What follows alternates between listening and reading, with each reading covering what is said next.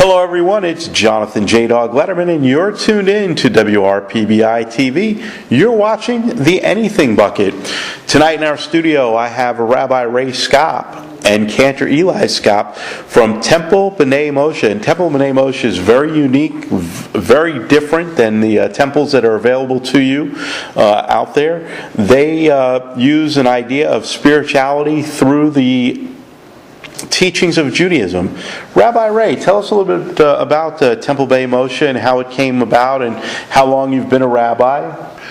Basically, we've followed the precepts of my late father, Rabbi Skop, but we realized that there was a tremendous need today to modernize our services, to appeal to people that really have lost interest. And in so doing, we've utilized a very modern approach to our religion.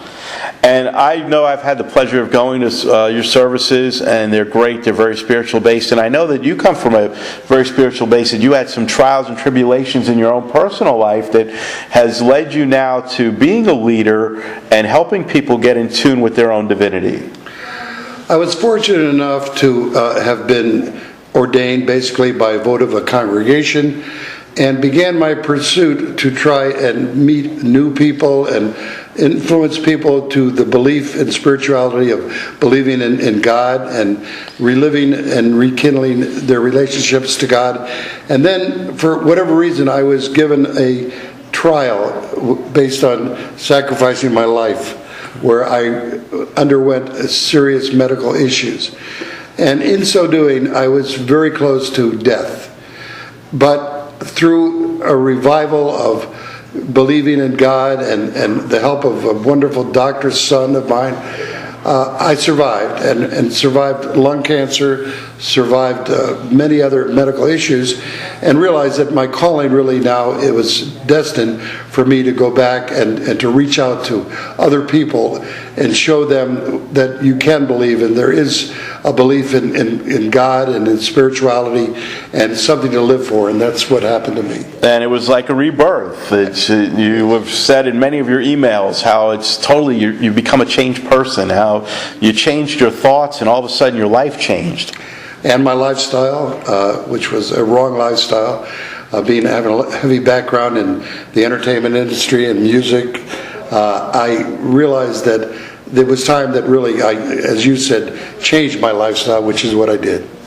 And we're glad that you did, and we're glad that you started Temple B'nai Moshe. And we have Cantor Eli, and there's a great story here, because these two brothers, they were separated for a while. And they came back together, and now they're working together to bring spirituality to our community. And if you can tell us a little bit about that story and how that came about and what your role is with the temple.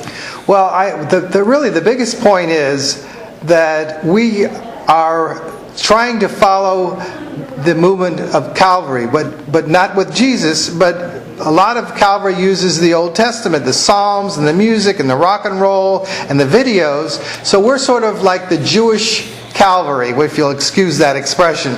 And our services are rock and roll, and they're videos, and dancing, and it's just a whole new concept. And what's interesting is, about 3 years ago, I went to this temple, and they had at the end of the temple they had these CDs for sale. So I picked up one of the CDs, a fellow by the name of Rick Recht, which I had never heard of before. And I started playing it, and the music just was unbelievable. He goes to all the very wealthy Jewish camps all over the country, and he performs there. He's like a rock star, and he takes the songs that prayers that everybody's familiar with, like Hinei Matov and Oseh Shalom and all these things, and he changes them with rock and roll music, and it's very exciting, and it appeals to young people. It also appeals to my generation of the hippie movement that was raised with rock and roll. And I remember people saying that rock and roll was just a fad and it won't last, but in reality, rock and roll is what's happening. So I started researching music, and I found that there are many young composers all over the country that do the same thing. Debbie Freeman, Sam Glazer, Josh Nelson. And I started on the internet, there's a thing called Oysongs, Oysongs. It's like the Jewish place where you can purchase music like iTunes. and I started going through all these different singers, and I've made a list of my favorite songs, and these are the ones we're going to put into our programming. And I'm going to sing one if you want me to sing it now, because I only got 2 minutes. Well, that's what I was going to say, is we're talking about songs and how he came about the Oi songs and just bringing people together. So we're going to close out with you singing a little bit of the music to be seen and heard at the Temple B'nai Moshe. And we're going to have Rabbi Ray tell you a little bit about how they can get connected with you when Eli finishes singing.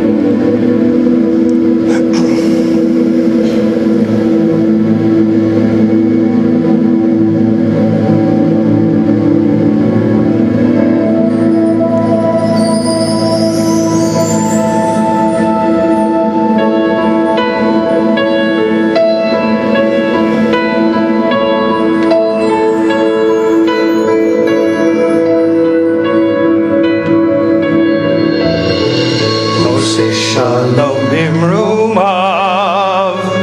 hu ya'aseh shalom aleinu.